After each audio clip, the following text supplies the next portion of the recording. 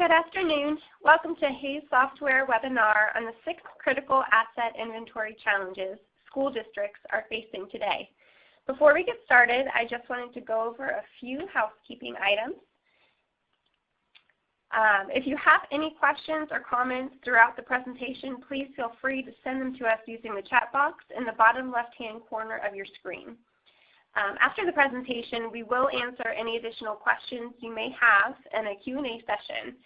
Also, we will be recording this webinar and sending it to all attendees along with the PowerPoint slides after the presentation.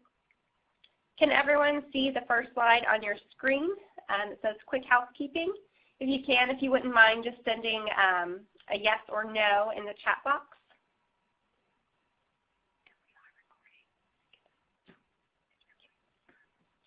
Okay, perfect. So let's go ahead and get started. I'll turn it over to our presenter, Anna Maxon. She is a certified IT asset manager and the director of product management at Hayes Software. She comes to us with a lot of experience working with the K-12 schools and has some very valuable and current information for us today. Anna? Thanks, Megan, and thank you all for your time today. I've been fortunate to work with K-12 school districts for 11 years with Hayes Software Systems. For 24 of those years, Hayes has specialized in offering consulting services and technology solutions for inventory management. We focused on the particular needs of school administrators to effectively track operational and instructional assets. So today we will discuss what the asset landscape looks like in today's school districts. We'll review 6 asset management challenges facing districts of all sizes. And we'll also review actionable steps that will ensure lasting change for your district as you overcome your own asset management challenges. As we get started today, let's define the range of asset types our discussion focuses on today. The root cause for all the challenges we cover today exists because the landscape of resources critical to a district and school have expanded at a faster pace than most districts have been able to create or adjust their existing policies and procedures for. So let's answer the question of what is an asset? Asset definitions can be confusing because of the overlapping terminology. So let's break it down to cover property inventory requirements and capitalization thresholds. So this is quick. I won't bore you with the accounting process, but I do want to make sure that we're covering kind of the difference between what's been done in the past and where inventory looks like now moving forward in school districts. So first, an inventory is an itemized list of tracking and controlling property. Now, capitalization is best defined as an accounting treatment, whereby an item is recorded as an asset on the balance sheet rather than as an expense of the current period. So clearly, capitalization is very financial. Ultimately, all items owned by the district can rightfully be considered assets. But as a particular matter, organizations do not capitalize all of them. So while all capitalized items should be inventoried, not all inventoried items should necessarily be capitalized. For accountability and internal control processes, districts normally maintain inventories of many items of property they do not capitalize on their financial statements. For example, districts will inventory computers, classroom equipment, mobile devices, and learning tools for internal control processes, but not capitalize them due to their low cost. For the purpose of our presentation today, the challenges districts are facing relate directly to the broader category of inventory, as all these types of assets aren't as easy to track and control as traditional capitalized assets. We've already described the goals of capitalized assets, as they're typically defined as items with a purchase value of greater than $500, $1,000, or $5,000, depending on your district board policy. Traditionally, a district's finance department manages a physical inventory audit of asset it considers depreciable and controllable. Finance is also focused on a yearly physical audit of these assets to account for the building location and status of each asset. The loss rate of these particular items are low, so the purpose of tracking them is less about accountability and more about accounting procedures. For districts with low dollar value thresholds, there's a trend for this policy adjusting to a higher threshold of $5,000 as the pressure of tracking the quantity of lower value assets becomes more overwhelming. Infrastructure equipment like routers, servers, and switches can often be purchased with capital outlay monies and E-rate funding, which often qualify them to be tracked as a fixed asset. The technology department is focused on accounting for the location and age of infrastructure assets like these pictured here, and will often be the custodian for these assets located across school buildings. As you can imagine, auditing these assets is a challenge, not only for the technology staff able to perform an inventory audit, but also for the physical location of these assets, as some infrastructure items are located in ceiling tiles, mounted to the ceiling itself, and can also be difficult to properly identify in the case of servers, which are stored in compact racks. Now, devices like these are common in classroom instruction. Classroom media centers with projectors and document cameras, interactive whiteboards are increasingly integrated into delivering curriculum at all grade levels. Both district technology staff and supporting campus staff are focused on making sure teachers have functioning devices in their classroom, know how to properly use them, and keep them in working order. Planning for the refresh of these devices is challenging, and districts can save the cost of replacing devices that were newly purchased if they are tagging and tracking purchasing information for each asset. Inventory items like these mobile devices are another asset that are greatly challenging the policy and procedures of traditional asset management. There's a lot of talk about these devices and appropriately managing logistics, security, and content access. If your students are being assigned a personal device, you'll also want to consider how to track a student's history of devices, damages they've had in the past, payments that they have made, and forms that you require them to turn in. Those same factors are just as critical for teachers and administrative staff who are assigned these devices by the district. Learning tools like these might include special education assistive devices for a student's IEP, or STEM-funded science and math equipment like microscopes and calculators. Career and technology education will also have lower dollar value assets that are critical to instruction and not consistently considered traditional assets. Assets like these are often managed informally by school staff, if at all, which complicates the reporting needs of district categorical program coordinators, and in many cases also prove to be a source of loss. Our partnership with districts across the country has led us to identify the trends presented here in this slide. School districts of all sizes are faced with internal and external pressures, which challenge their capability to do business as usual. Managing all these new assets for inventory can't be done the way capitalized assets were inventoried. We'll spend a few minutes discussing each of these. If you are particularly interested in one of them, please use your chat window and let us know your questions and comments. Just based on the screen and what you're seeing here, I'd love to know what your top 3 challenges are in your school district. We'll cover each one individually, but if one is standing out to you or multiple are standing out to you, please let us know. Challenge number 1 is verifying what assets the district has across its school buildings. Many districts are faced with this very manual process of reconciling their asset records, and because of that, it only happens once a year.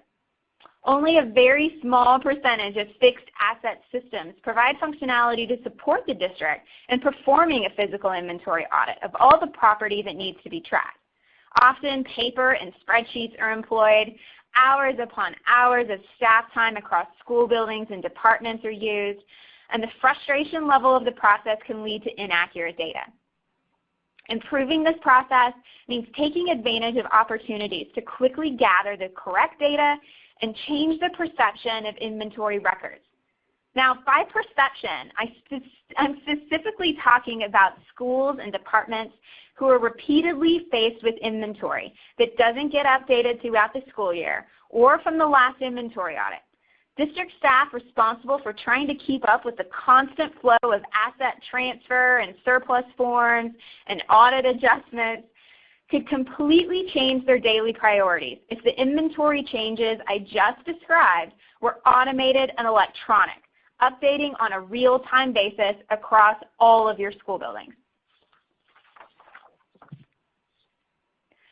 Lower purchase value assets become more overwhelming as computing devices become less expensive and instruction focuses on more engaging tactics. Finance departments do not have the staff or system resources to scale to meet these demands. They also are not the end user of records. They are collecting. A great example of the capability to see an inventory, a great example is the capability to see an inventory list of all Apple iPads in the district. Seems like a basic request, but if the people who create asset records aren't the people who actually use the records, there will always be gaps in effectiveness. They wouldn't know that you need to see the data with detailed model numbers, funding source information, purchase dates, and assigned locations, whether it's a building room or an individual in the district. Connect your information consumers and your data entry staff together to limit unnecessary work and focus effort on the highest priorities. Let's take a look at what inventory looks like at one school district. I have an example here of a school district with 85,000 students and 128 school buildings. This district's fixed asset system data gives us a look into the inventory that has made its way into that system. Of the 162,000 assets in their fixed asset system, only 3% of its inventory is greater than $5,000, which is now the district's newly adopted capital asset threshold. That's that little yellow sliver there. That leaves 97% of inventory that is critical to instruction and administrative operations accounted for in the fixed asset system that doesn't give controlled access to staff to truly manage that inventory. Now, also keep in mind that this does not include low dollar value assets like tablets, e-readers, iPads that schools and departments are expected to track on their own unless they're purchased with federal funds. This district recognized that oversight and in response to this challenge made a policy change that offers processes to better suit these low dollar value assets. They removed them from their fixed asset system, added them to a more flexible inventory repository system that's intended to be accessed by anyone with the authority to move, dispose, assign, or purchase inventory. That's a great segue into the next challenge. As a result of limited user access to software functionality in a district's fixed asset system, there's an overwhelming amount of disparate data manually tracked at multiple departments and staff levels. Anyone managing these siloed inventory repositories is faced with process inefficiencies and data inconsistency. Accounting for these assets on a daily basis is critical to end users of inventory, but it takes communication to create a documented, teachable, and measurable consistent inventory program across your district. Challenge number 4 affects both the district and school administrator responsible for evaluating needs and creating a budget.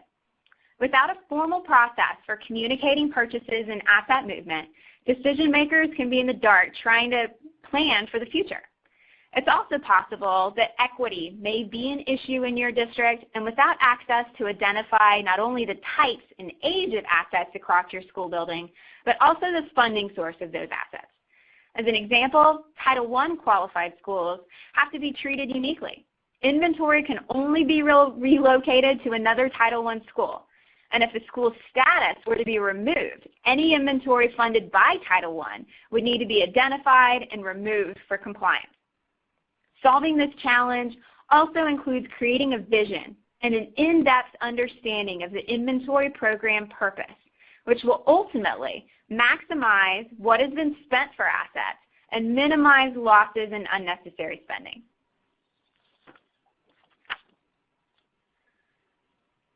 Implementing new learning initiatives and assessment requirements are causing districts to evaluate their processes, which aren't going to be efficient, accurate, or scalable for these types of assets. All too often, a district will decide to invest funds in the purchase of assets without a plan for how to deploy them, recoup them, and identify them in the future. Many schools are left on their own with little district support to manage the logistics required to assign assets to students and staff. Unlike other automated tool options, a specialized inventory repository built with capabilities for personal assignment will include an integration with your student management system, so new students are added and transfers to schools nightly. It would also include an integration option for your HR system to populate teachers, support staff, and administrators who also receive costly inventory. The last challenge we'll mention today focuses on the day-to-day oversight of assets. Lots of different people have their hands on inventory. Without giving a principal or department head real-time access to assets under their responsibility, little can be done to ensure equity between teachers and schools. Coupled with the other challenges we've mentioned, not effectively capturing inventory data can mean schools receive requests from multiple areas of the districts to gather data at a moment's notice. Like, how many computers have Windows 7? Or does your school have any document cameras in storage another school could use? Purchases get made unnecessarily. Staff is unaware of assets being purchased by others in the district. Warranties go unused. True needs go unrecognized, and students miss out on equitable opportunities for access. Centralizing inventory records offers the ability to improve capacity, capability, consistency, and quality of your inventory. Let's quickly look at some of the root causes driving these challenges. Listed here are factors contributing to districts reevaluating their existing procedures. Meeting the new demands of federally funded asset purchases, which includes documentation from purchase to disposal and physical inventory records. The transition to online student assessments for state standards or to meet the goals of the Common Core are spurring the purchase of one-to-one, one-to-need, and shared device purchases. Capital outlay budgets are competitively prioritized between the needs of renovations and maintenance, site improvements, and equipment and furniture.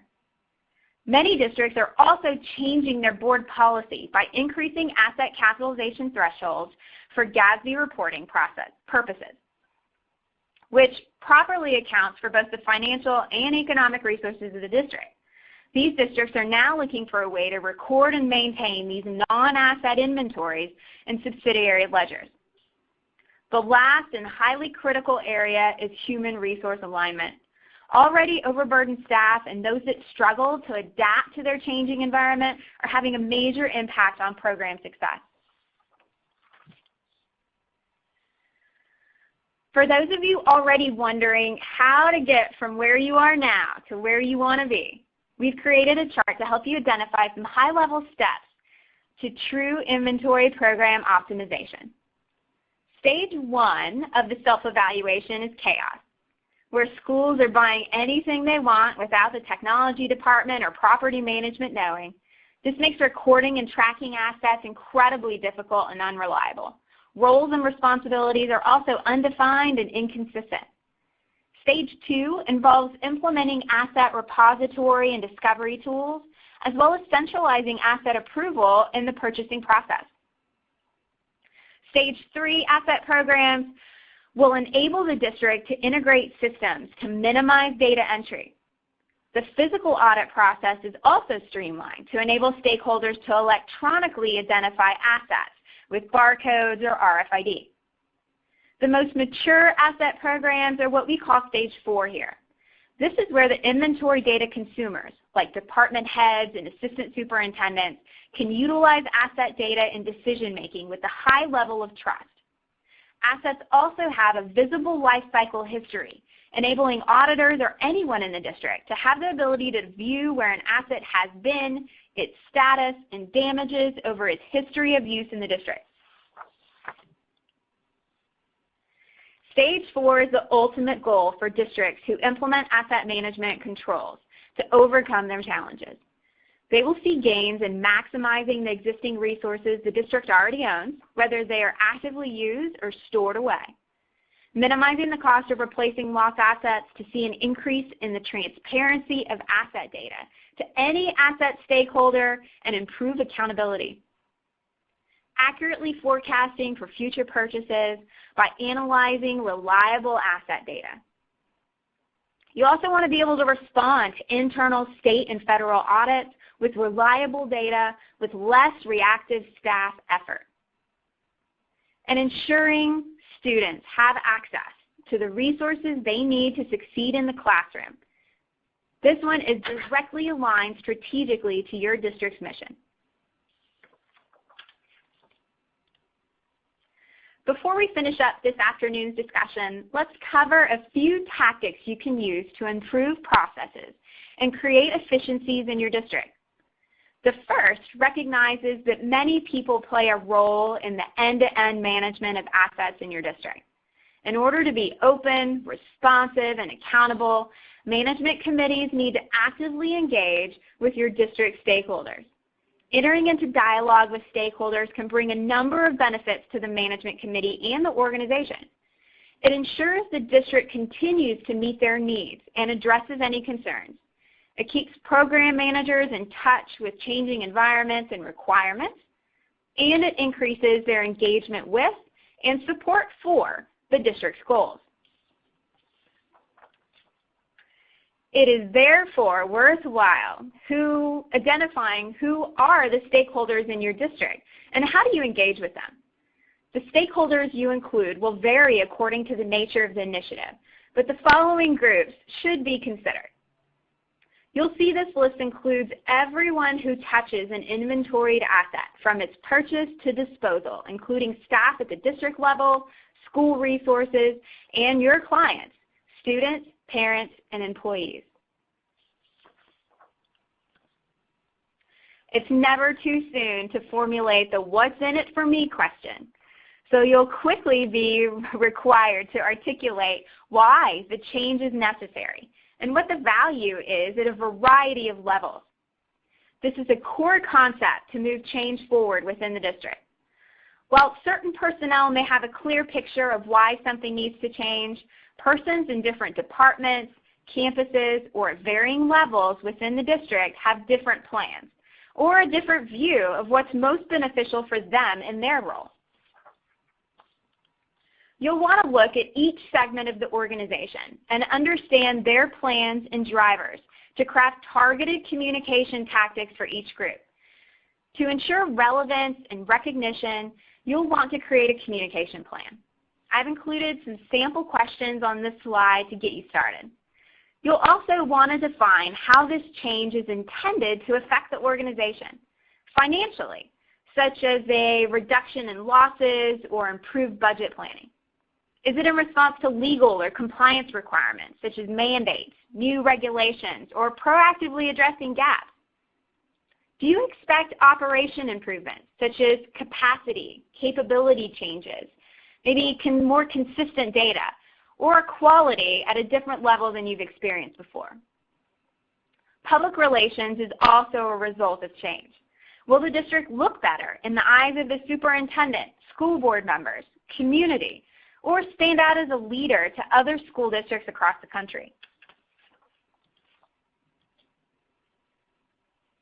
Now that you've got that great communication plan down, it's time to think about how you will evaluate progress to reaching your goals. You'll want to create a set of metrics which will serve as strategic performance indicators designed to assist the district in monitoring and managing the execution of your new processes. These performance indicators will be measures that may address loss ratios, buying habits, storage versus active ratios, or inventory audit procedures. Lastly, take it upon yourself to challenge old policies and behaviors. We are creatures of habit. We like repeatable processes. We don't want to have to think about what to do all the time. Your asset inventory practices are not immune to those realities of human nature. Dig in and ask every 3-year-old's favorite question, why? I guarantee you will be surprised at how often the answer to the question of why do we do a process this way is contributing to the challenges facing your district. Often, the source of policy, whether written or unwritten, is long forgotten. Schedule time at least twice a year to evaluate your current climate. Discuss your initiatives, challenges, and resources. The SKS process here, which stands for Stop, Keep Doing, and Start, is a formal name for a short set of questions that you can use when evaluating your current asset management process. The questions are simple. What should we stop doing? What should we keep doing? What should we start doing? Phil Daniels, a psychology professor at Brigham Young University, is credited with devising the process. It's effective for several reasons. First, it's reassuring. The questions push others to think of specific things that are going well, as well as encouraging them to say what could be done better. The process is action-focused. The comments made give you a practical insight into the impact of staff behavior on others and explains precisely what can be done to improve. Finally, the questions are quick. In many cases, they allow people to give good quality feedback in just a few minutes. That concludes my presentation today. I thank you all so much for your time, and I hope I was able to provide some new tactics and strategies that you can use. Our contact information is listed on the screen here. If you'd like additional information about how Hays Software Systems can help you overcome asset challenges, as well as our website where you can perform research on your own with case studies, blog posts, and press releases. Megan, I'll turn it back over to you. Thank you, Anna, for all the great information. And thank you, everyone, for your time today. Yes, Chris, we will be sending out both the recording and the PowerPoint slides to all of you today. So I will get those out to you shortly. And if you do have a couple of minutes, we've got a 2-question survey that you should be seeing on your screen now. We appreciate any feedback that you guys can give us and provide about your experience today. So thank you again for your time, and I hope you have a great day.